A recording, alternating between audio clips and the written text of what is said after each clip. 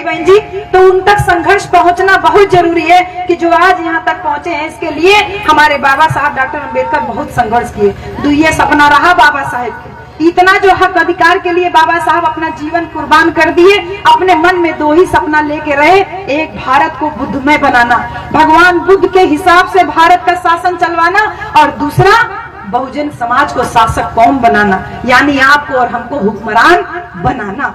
तो इस हुक्मरान बनाने के लिए बाबा साहब हमको वोट का अधिकार दिए और कहे कि इस वोट से अगर तुमने सही इस्तेमाल किया तो इस वोट से तुम खुद को राजा बना लोगे, और अगर इस वोट का तुमने गलत इस्तेमाल किया तो तुमसे ज्यादा भिखारी और कोई नहीं होगा।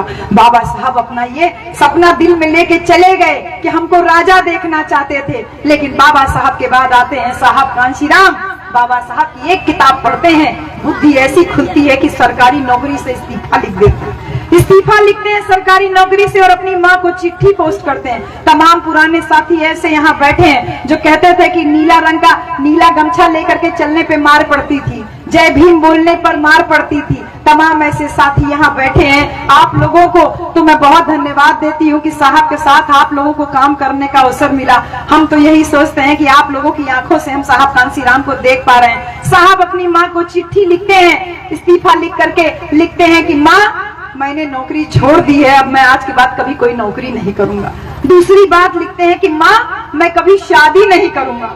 तीसरी बात लिखते हैं कि माँ, मैं कभी घर नहीं आऊंगा। चौथी बात लिखते हैं कि माँ, आज से ये बहुजन समाज ही मेरा घर द्वार है और इसके लिए मेरी जान भी चली जाए तो भी कोई बात नहीं होगी। मैं अपने नाम पे कोई रुपया पैसा बैंक बैलेंस भी नहीं रखूंगा। ये 5 बात साहब कांशीराम लिख के चिट्ठी पोस्ट करते हैं। माँ भागी भागी, माँ रहती थी पंजाब में, साहब रहते थे पूना शहर में। माँ भागी भागी पंजाब से आती है और साहब कांशीराम के पास साहब कांशीराम की माँ 2.5 महीना रहती है, और 2.5 महीना में साहब कांशीराम अपनी माँ से 10 मिनट भी बैठ के बात नहीं करते।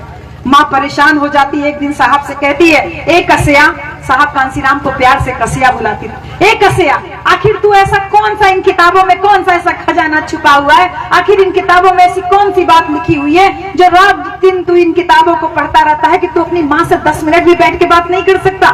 तब साहब कांशीराम अपनी माँ से कहते हैं कि माँ, ये किताबें साधारण किताबें नहीं है, ये किताबें मेरे बाबा साहब मेरे लिए लिख के छोड़ के गए हैं, और मेरे बाबा साहब इन किताबों में सत्ता की चाबी छोड़ के गए।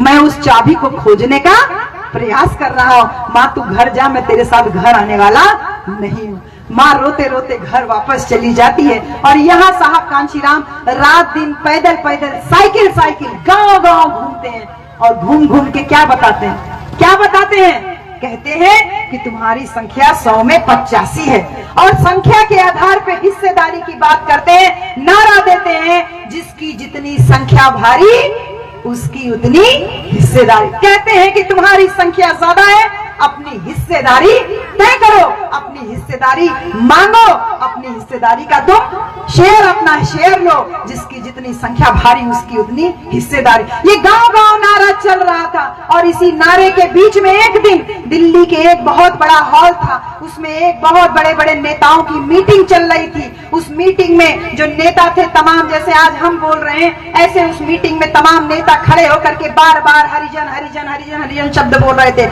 हरिजनों के भले के लिए ये करना चाहिए, हरिजनों के भले के लिए ये करना चाहिए। उसी भीड़ में एक लड़की पीछे 21-22 साल की बैठी हुई थी। उसने पर्ची लिख के दिया कि 5 मिनट मैं भी अपनी बात रखना चाहती हूँ। उस मीटिंग में जब आखिरी में उनको बोलने का मौका मिलता है तो सोचते हैं, अरे ये लड़की है, क्या बोलेगी, चलो दे देते। वो लड़की आके जब मंच पे खड़े होके बोलती है तो एक प्रश्न पूछती है, कहती है कि मैं बहुत देर से सुन रही हूँ हरिजनों के भले के लिए ये होना चाहिए, हरिजनों के भले के लिए वो हो जाना चाहिए, लेकिन बाबा साहब डॉक्टर अम्बेडकर ने हरिजन शब्द तो इस्तेमाल नहीं किया।